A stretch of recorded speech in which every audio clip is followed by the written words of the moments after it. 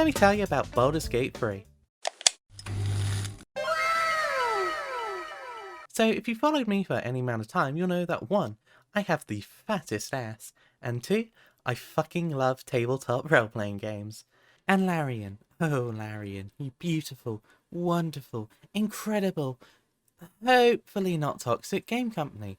Thank you for bringing to life Baldurs Gate 3. If you somehow haven't heard, Baldurs Gate 3 is the latest in a video game series based on the Dungeons & Dragons franchise, this time developed by Larian Studios, who you may know for their past games Divinity Original Sin 1 and 2. Released over 20 years after the last one, Baldurs Gate 3 takes the 5e system and makes it work wonders for a video game format, and god does it work.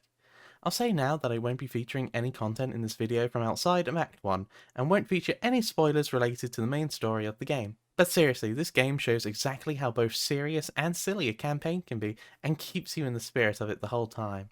The main story is serious, dire, and full of threats and dangers, but you bet your ass you'll be doing some Monty Python shit along the way, and it is glorious. Watch out there, there's a trap. And of course you won't be tackling these adventures alone, be it a full playthrough with your friends and a variety of custom characters you make, or having yourself joined by a host of companions who are just mwah, chef's kiss, 10 out of 10, fucking spectacular. And honestly, there's only one way I can truly introduce you to them. First off, we have Shadowheart, a sassy cleric ready to crack some skulls and crack some wise, and oh, she is a delight. A woman of mystery, befitting of the trickster domain. You'll find her a mysterious, kind of dice-shaped object that you might be better off not asking about until you get that friendship up a little. Next we have Shadowheart's best friend, lae'zel, and oh lae'zel, if you ever wanted to have your shit kicked in and be thankful for it, she's your girl.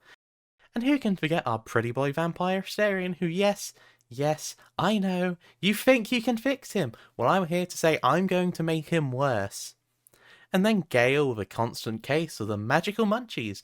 Basically think Anders from Dragon Age Awakening, and hopefully not Dragon Age 2 Anders.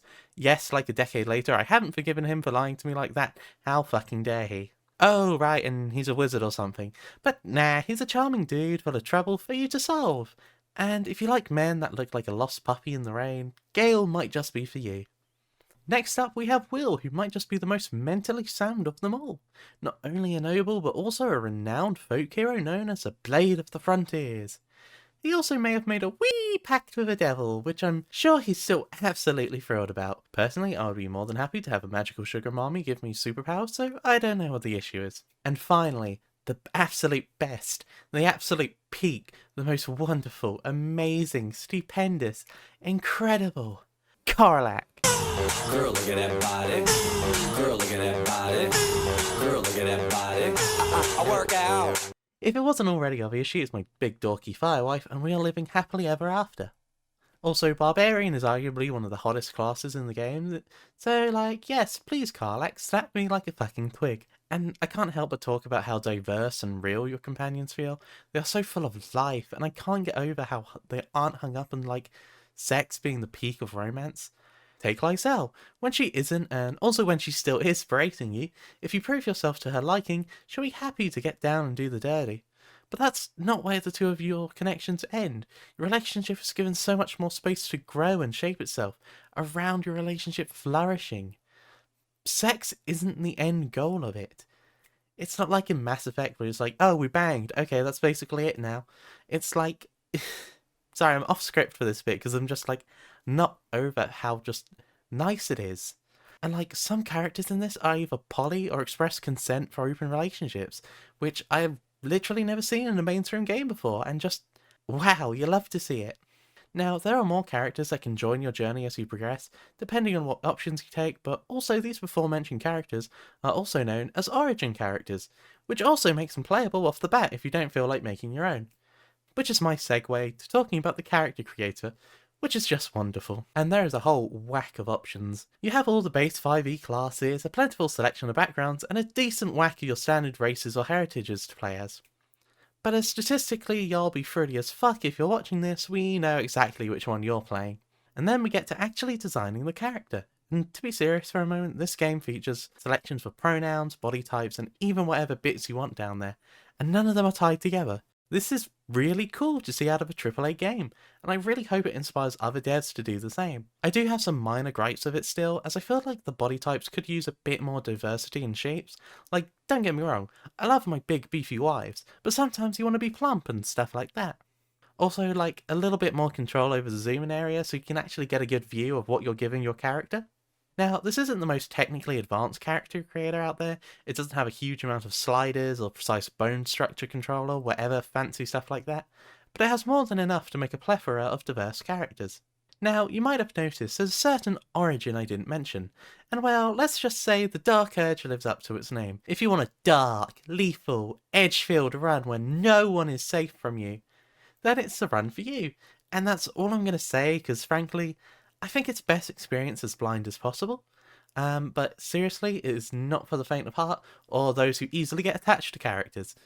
Then, once you're done with the character creation segment, you're thrown into a tutorial segment. And honestly, this is one of the best tutorials I've played in an RPG. It's sweet, short, and gives you all you need to know about the basics of the mechanics. I also love how it just gives you a taste of the incredibly rich world that the game takes place in. A world full of monstrous squid people, big buff devils, weird little brain deeds. And when you're done, they let you loose into the world, knowing what's out there. And oh, there are so many ways to play this game and interact with its world that it would be almost impossible to cover them all. Instead, I'll talk about how this game absolutely rewards thinking and playing creatively, to frankly an absurd degree. So many items have all kinds of interactions, and so many abilities play so nicely with the environment. For example, the Bard's performance skill can be used to play some instruments and attract other people's attentions, making it far easier for a rogue to sneak around, pilfering those pockets. Or for the wizard to launch a well-timed fireball. We know the likes of you, wizard mains, you'll happily sacrifice a friend or two for them big deeps. And you'd know a thing or two about that, wouldn't you, Gale? A great example of this game design philosophy that I lovingly call the fuck around and find out approach involves quickly returning to my big buff wife Karlach. Once you've established your relationship. Oh, gods, I want to ride you till you see stars. God, I love her so much, just She'll mention she needs to be cooled down before she can really get intimate, and there are plenty of things you can try out. For example, placing a barrel of water next to her and getting you and her absolutely soaked. And well, I won't spoil what happens next. This game has so much to look out for, and so many hidden secrets to find that a keen eye, both your character's perception and your own, comes into play constantly. And this game loves to reward you for exploring, like finding a sentient necklace housing a hysterical monk within a volcano. There's also just so many ways to go about playing this game. Want to talk your way through everything? Can do. Want to mull your way through everything and not even give them a chance to say anything more than blood-curdling streams? You're all good. Hell, you can even play this game as a tactical stealth game if you really want. Speaking of combat, it's just as rewarding for the player's creativity. As said before, Baldurs Gate 3 uses a recreation of the 5e combat system, which would make you think your abilities would be more limited to the system's more concrete ruling, but Larian said fuck that and made sure you can do so much with it. And this makes a lot of sense for them. The previous game, Divinity Original Sin 2, had a lot of different surface types like oil and water, and all of these would have interactions when exposed to different elements. And Larian brought this back in force for Baldurs Gate 3. You can do some wonderful setups by playing smart with them, but they also pack the environments with other things you can use your abilities on, like destroying support beams or knocking over big statues to make sure those foes are thoroughly squished. I do have some minor complaints about the combat though, namely of the paladin smites always proccing and crits, and as far as I'm aware you can't turn that off, so it can really waste your smite slots when you want to keep those saved. My other complaint here would be about the rogue sneak attack. Like, it only seems to proc with a standard ranged or melee attack and has to be a main action, which means it can't proc off your offhand attacks nor via thrown weapons. Like, how am I supposed to recreate the combat method of everyone's favourite flying fuck if I can't use sneak attack on dagger throws? That aside, with how much there is in here, you'll always be finding something you want to try on the next run. Also, be sure to do at least one run of this game as a bard, because they are just such a fun fucking time. Although, my bard seems to mostly just be talking people into unaliving themselves rather than fighting me. I'ma stab ya! KYS please! Sure thing, buddy. Blip. Speaking of runs, let's talk about save scumming. Oh, I'm sure this won't make anyone mad. Honestly, I don't have strong feelings on this one way or the other. It's kind of just a tool that you can choose to use if you wanna. Like, it's a way of shaping the player experience to their own personal preference. Getting all mad and angry about other people using something that has absolutely no effect on your own playthrough and experience? Well, it's just kinda lame. Like, you should really channel that energy elsewhere, fam. I also want to quickly address something a little more serious, about how monstrous races in D&D have a history rooted in various caricatures in minority groups, and honestly this game's no exception. People outside of marginalised groups are going to see the in-game racism some characters face as make-believe, while others are going to be reminded of their own reality. I'm not making a moral statement or judgment with this. This may shock you to learn, but I'm white as snow, and have never been affected by marginalisation due to the colour of my skin or ethnicity. I am in no position to judge, so I implore you all to keep your eyes and ears open to those who are affected by it, and listen to what they have to say on the matter. Now, originally I was going to have an ending where I'm all like, yeah, woo, Larian made D&D woke, cope and sieve. But considering what I just said, D&D still has a way to go. But Larian's take on it, I believe, has made steps forward.